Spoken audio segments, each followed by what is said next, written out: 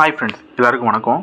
நம்ம இந்த வீடியோவில் எதை பற்றி பார்க்க போகிறோம்னு பார்த்தீங்கன்னா, நம்ம சப்ஸ்கிரைபர் ஒருத்தர் creative common license video upload பண்ணால் மானிட்டேஷன் கிடைக்குமான்னு கேட்டிருக்காங்க. அதை பற்றி அந்த வீடியோவில் நம்ம பார்க்க போகிறோம் மக்களே.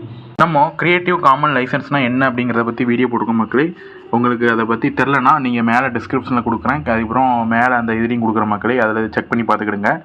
இப்போது நீங்கள் பார்த்தீங்கன்னா, இப்போது நீங்கள் கிரியேட்டிவ் காமன் லைசன்ஸ் வச்சு நீங்கள் யூடியூப்பில் அப்லோட் பண்ணிட்டு இருந்தீங்கன்னா வீடியோவை, அது நீங்கள் எந்த ரிலேட்டடாக வீடியோ அப்லோட் பண்ணுறீங்களோ அந்த ரிலேட்டடாக நீங்கள் இப்போ உதாரணத்துக்கு எப்படி சொல்லலாம், இப்போது உதாரணத்துக்கு டெக்கு கண்டென்ட் எடுத்துக்கிட்டுங்களேன். டெக்கு கண்டென்ட் மூலமாக நீங்கள் வீடியோ போட்டிங்கன்னா டெக்கு கண்டென்ட்டாக நீங்கள் கிரியேட்டிவ் காமனை இப்போ நீங்கள் சேனலை எந்த மாதிரி கொண்டு போகிறீங்க அப்படிங்கிறத நீங்கள் ஒரு ஃபிக்ஸ் பண்ணிக்கிடுங்க.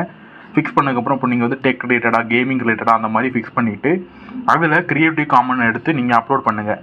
அப்லோட் பண்ணிவிட்டு நல்ல சேனல் ரீச் ஆனதுக்கப்புறம் நீங்கள் பார்த்தீங்கன்னா கிரியேட்டிவ் காமன் லைசன்ஸில் இருந்து வீடியோ அப்லோட் பண்ணி முடிச்சதுக்கப்புறம் நெக்ஸ்ட் என்ன